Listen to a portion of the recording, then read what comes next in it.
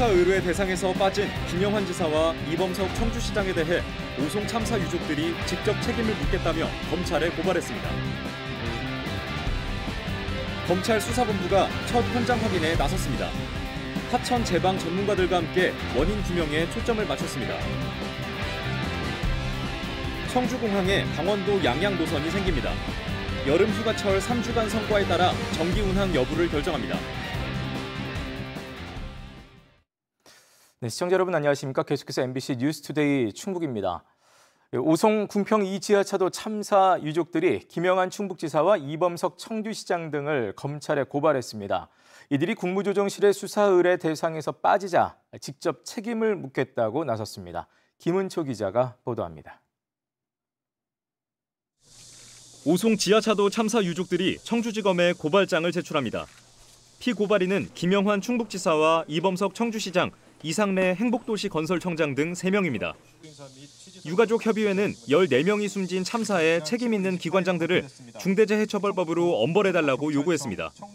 참사는 명백한 중대시민재해입니다. 우리는 오송 지하차도 참사 최종 책임자를 처벌하고 그 책임을 다하는 것만이 이번 참사가 반복되지 않도록 하는 최선이라고 생각합니다. 도지사와 시장은 선출직이란 이유로 국무조정실의 수사 의뢰 대상에서 빠지자 유족이 직접 검찰에 고발한 겁니다. 부지사와 부시장 직위 해제 등 형식적인 인사 조처로 꼬리 자르기에 그쳐선 안 된다며 직접 책임을 묻겠다고 밝혔습니다.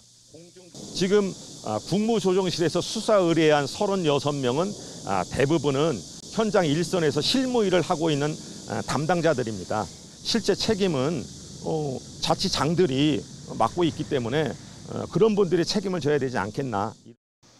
충북지사와 청주시장, 행복청장은 지난달 시민단체를 통해서도 같은 혐의로 경찰에 고발되기도 했습니다. 유가족협의회는 법률자문단 구성을 논의하고 있으며 경찰과 소방 책임자도 과실이 드러나면 추가 고발을 검토할 거라고 밝혔습니다. 중대시민재해가 인정되면 기관장은 1년 이상 징역이나 10억 원 이하 벌금형을 받을 수 있습니다. MBC 뉴스 김은초입니다. 네, 한편 이번 참사를 수사 중인 검찰은 첫 현장 확인에 나섰습니다. 하천 제방 전문가들과 함께 지하차도와 임시제방을 살펴보며 원인 규명에 초점을 맞춘 현장 확인이었는데요.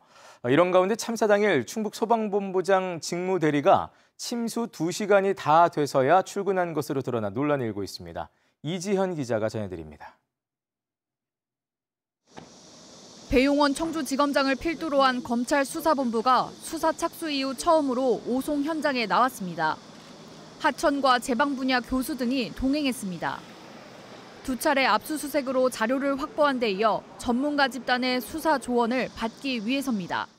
참사의 직접적인 원인으로 지목된 임시제방이 세워졌던 곳입니다. 검찰 수사본부와 자문위원들은 이곳을 위아래로 둘러보며 초기 조사를 시작했습니다. 이어 미호천교와 14명이 목숨을 잃은 지하차도까지 살펴봤는데 핵심은 침수 원인을 밝히는 데 있습니다. 특히 지하차도의 경우 배수 구조가 적정한지 의문이 제기된 것으로 알려졌습니다. 하천 전문가, 수자원 전문가, 제방 전문가 이런 이번 사고의 원인을 규명하는 데 필요한 분야의 전문가들을 모셨고 충북도지사나 청주시장 소환 여부를 포함한 향후 수사 계획에 대해선 말을 아끼며 원인과 책임 소재를 명백히 규명하겠다고만 밝혔습니다. 잘 지켜봐 주시기 바랍니다.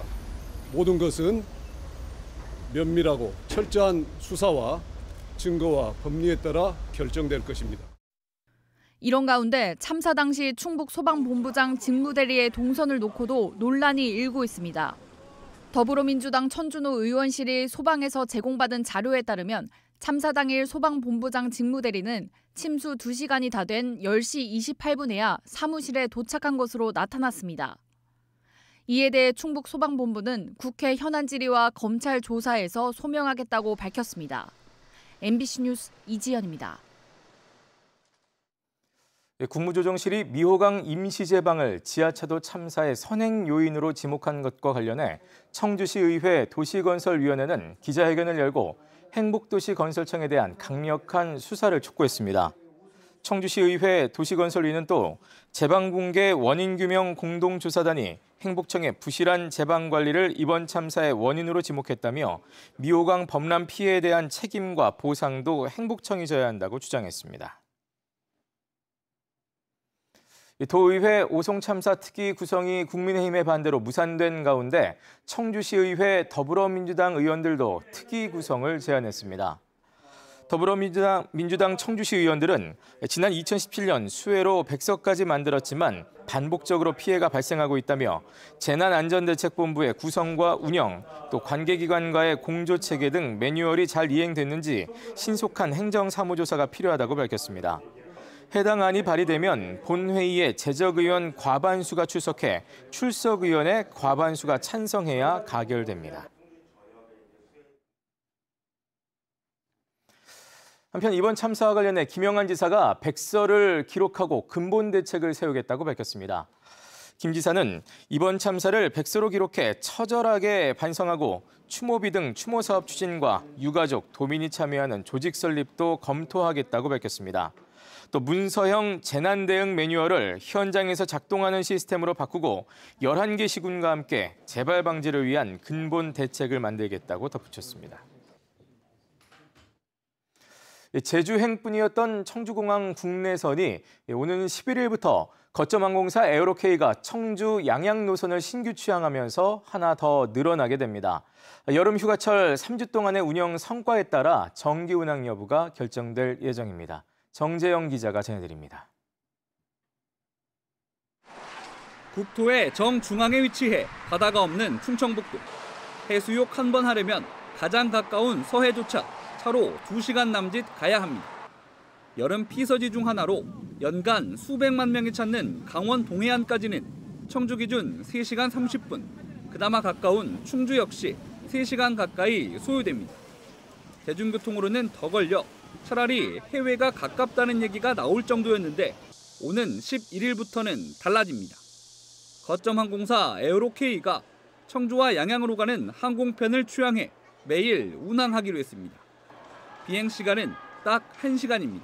자주 갈 것 같아요. 강원도가 기차도 좀 잘 안 되는 것 같고 운전하고 가면 너무 멀잖아요. 그래서 운전 오래 하는 것 때문에 부담이 좀 있었는데 비행기로 갈 수 있으면 너무 편할 것 같아요. 에어로케이는 최근 4호기를 도입하면서 운항 스케줄에 여유가 생긴 데다 충청권은 물론 경기 남부에도 양양으로 가는 수요가 있다고 판단했습니다. 양양과 속초, 강릉 등 강원 동해 지역은 서핑과 커피를 즐기는 MZ세대의 각광을 받고 있습니다. 우선 여름 휴가철인 다음 달 1일까지 3주간 오후에 청주를 출발해 저녁에 돌아오는 왕복 1회 운항을 결정했습니다.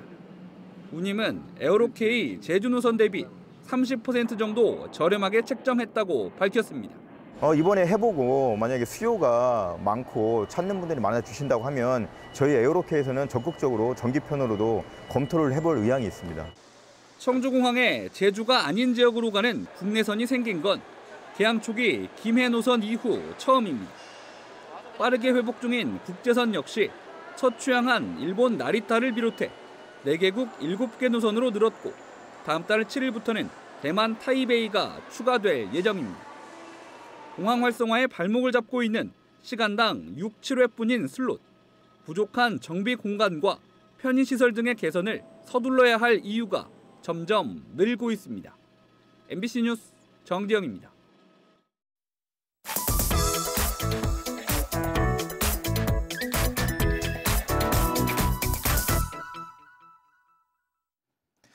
네, 식당에서 음식을 나르는 로봇은 이제 낯설지 않은 풍경입니다. 이처럼 사람을 대신하는 로봇이 관공서에도 등장했습니다.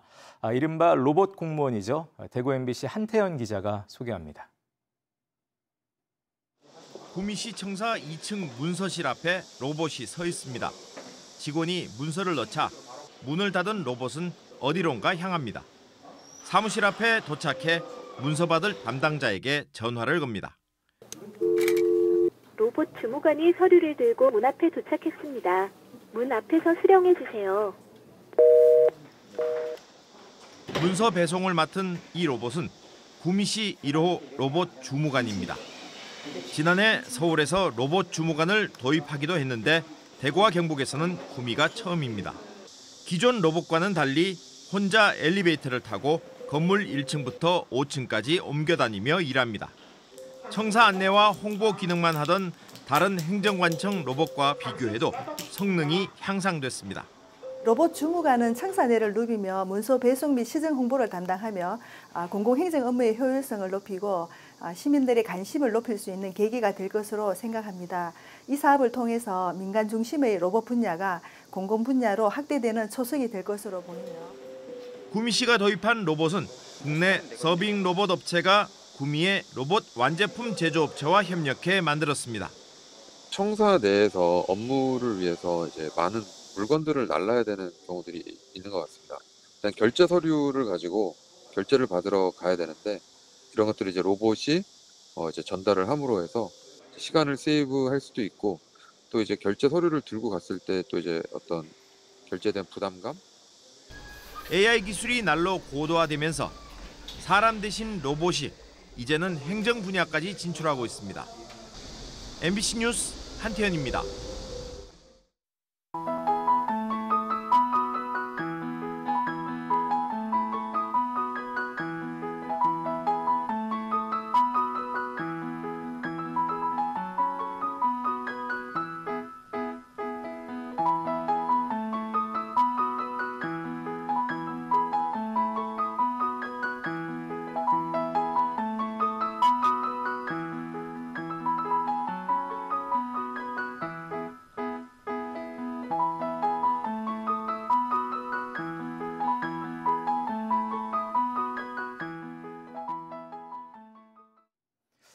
충북개발공사 간부가 직무 관련 업체로부터 상습적으로 골프 향응을 받다 적발돼 감사원이 파면을 요구했습니다. 감사원에 따르면 해당 간부는 지난 2021년 9월 관련 업체 전무에게 골프 향응을 받는 등 15차례에 걸쳐 직무 관련자와 골프를 치면서 360만 원어치를 접대받았습니다. 또 지난해에는 43일 동안 무단 결근하고 이 가운데 이틀은 지인들과 골프를 치러 간 사실도 확인됐습니다.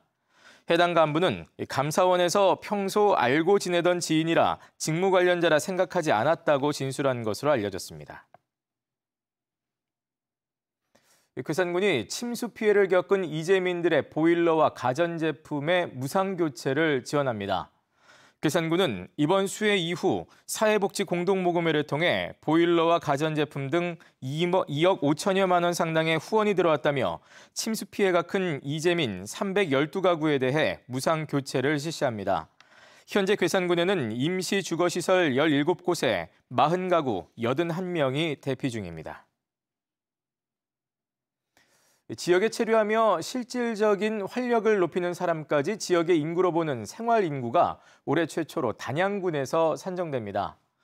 행정안전부는 전국 7개 시군에서 기존 주민등록 인구뿐 아니라 월 1회 하루 3시간 이상 체류하는 사람과 외국인까지 생활 인구로 산정하기로 했습니다. 충북에서는 단양군이 유일하게 포함됐으며 관광 분야에서 생활 인구를 살피게 됩니다.